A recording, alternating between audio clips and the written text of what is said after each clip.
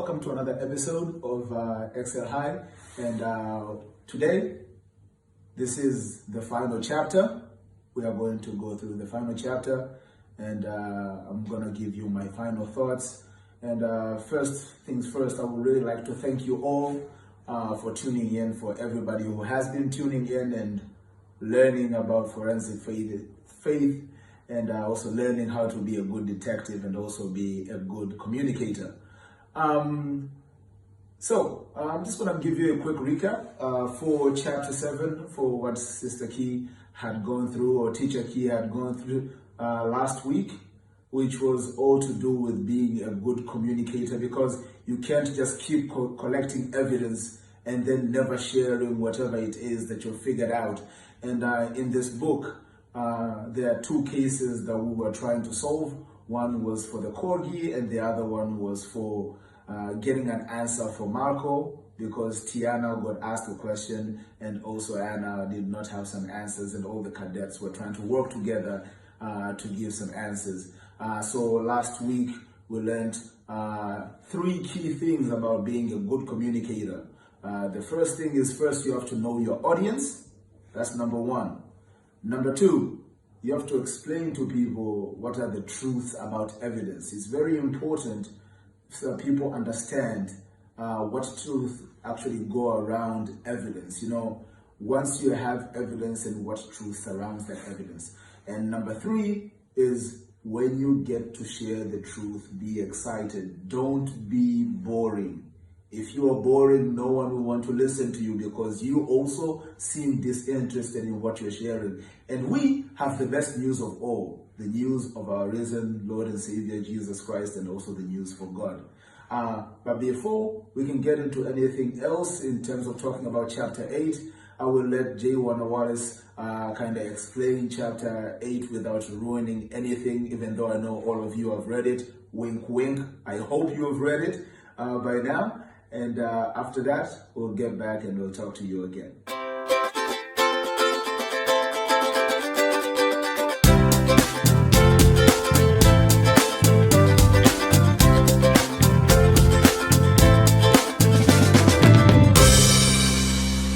Okay, I wonder if you are watching this video before or after you actually read the chapter. If you're watching it before you read the chapter, well, guess what? I think you're going to be surprised to see how the case involving Bailey ends up. Maybe you won't be surprised. Maybe you're such a good detective, you've already figured it out. Maybe you're not.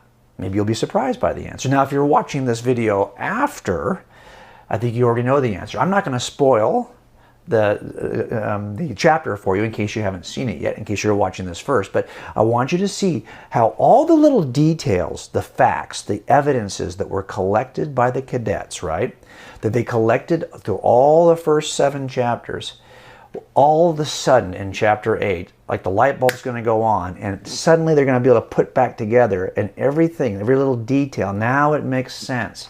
And that's the way the cases usually work out for me. Once I discover who my suspect is, I can go back and look at my evidence and go, oh yeah, it turns out that suspect, that explanation explains all the evidence. And that's when you know you have a good explanation. It accounts for, it explains all the evidence you've discovered previously. And that's what happens in this chapter for the cadets. I'm not going to spoil it for you in case you haven't read the chapter. But also, you're going to see that something happens when they try to explain the case for Jesus to Marco. Not everyone is going to receive what you say. You could be an excellent communicator. You could even share the rules of evidence first. You know, all those principles we talked about of character, of loving people, of then sharing the claim. You can do all that right, and still people will say, I don't believe it. Really? After I shared all that work and all that evidence, you still don't believe it? Yeah, I don't. Well, because there's many reasons why people reject something, okay? Sometimes people just don't want it to be true. We talked about that in one of these chapters. Now, what I want you to see, the most important part of this chapter, aside from solving the mystery related to Bailey, is this concept, and Detective Jeffries actually draws it on the wall, is this idea that evangelism is not a game of tennis. In other words, it's not just a one-on-one. Some games are one-on-one. If you're playing ping pong, well, that's one-on-one. It's only you to blame if you lose. It's only you to claim victory if you win. But that's not the way that sharing the truth about Jesus is really with our friends and family. It's more like baseball in the sense that it's a team sport. That the people you're talking to are going to hear about Jesus from lots of people. Sometimes just you. Maybe they've heard about Jesus on TV or read a book about Jesus, or they've got other family members who've talked to them about Jesus, and all together, each of you is moving that person around the bases. Not everyone hits home runs. If a home run is getting someone to believe what you're saying about Jesus immediately, if that's a home run, well, guess what? I've shared Jesus a lot with people who don't necessarily right away say, okay, I believe you. Sometimes I just moved that person to first base. I didn't get him all the way around to home plate where he said, yeah, I believe you. I want to have Jesus as my Lord and Savior. No, that doesn't always happen with me. Sometimes I'll spend some time talking and I probably have only moved that person to first base. Maybe I did really good and I moved him to second base or third base, but he hasn't come all the way home. But that's when you get a chance to play. And then maybe he'll meet you next year. And you'll share something and move him further on the base path, or her further on the base path. And then maybe finally, it could be you, it could be somebody else who says that thing that goes, oh, that clicks, that makes sense to me because I had a friend who shared with me this last year and I've heard it over here and now it makes sense to me. And suddenly they are home and they're saying, I believe, I want the salvation that Jesus offers. I believe that Jesus is God. I believe he claimed to be God and then he demonstrated that he was God by rising from the grave. Trust me, if anyone can do that, only one person's ever done that. His name is Jesus. So if once a person says, okay, I believe, well, you don't know what role you had in that. Maybe you just hit a home run. Maybe you just bunted the ball and you just advanced him from third base or her from third base to home. Doesn't matter what our role is. We have a role to play. The only thing I think would probably feel silly about would be if we didn't get off the bench and even try to make contact with the ball. We are supposed to make contact with the ball. Make an effort.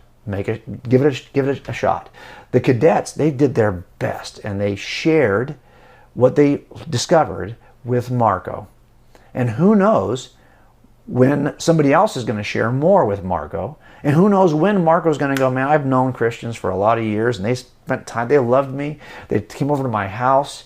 Look what happens in this chapter. You don't think that Marco doesn't love those cadets, doesn't love that dog?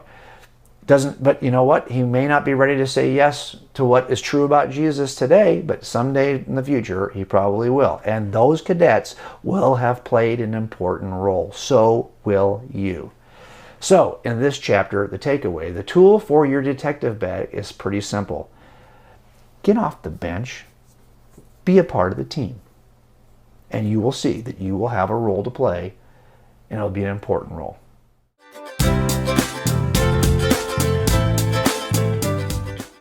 Okay, welcome back again. So yeah, there you go.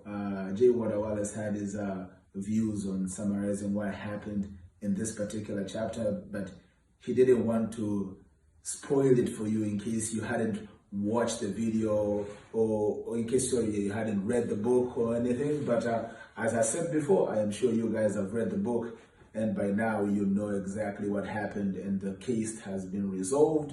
So that means now we know who Bailey's owner is, and it turns out all along Bailey's owner is actually Marco and the family, and all this time just because they hadn't shared this information with either Tiana or Marco, and then they couldn't have, so they didn't know. So later on everything kind of started clicking together because the evidence now was becoming cumulative. You know, there's nothing better than having an answer through cumulative evidence, because if you just have one piece of evidence, it's very difficult to give an answer. Anyway, so throughout all of the chapters, as I said, this is the last session. So throughout all the chapters, we have learned a lot of things. We have learned, first of all, like the totality of just being a good detective. A good detective is usually stubborn. A good detective takes good notes. A good detective also needs to be a good communicator. So you have to figure out how to actually present that information, not just have the evidence. Because if you just have evidence and don't know how to communicate it, it becomes very difficult to actually communicate with the audience that you want to talk to about said evidence. So there's a lot of things that came apart. And up until now, which was maybe last week and this week, which was about communication, and this week was definitely about actually talking to Marco and also telling him about the evidence that Anna and the cadets actually found. And we also learned that, I also think Sister Key said this, we learned that just because you have evidence, or if you have like all the information, it does not necessarily mean that somebody will actually change their mind because of the information you present them. It's either one of two things. Somebody can just be like, they know what the truth is, they just don't want it to be true, so they reject it. Or number two is just they're not there yet. And here Detective Jeffries gives example about baseball, and I know nothing about baseball, so I can give the same example using like a relay race. You know, you go 100 meters, you pass the baton to the next runner, another 100 meters.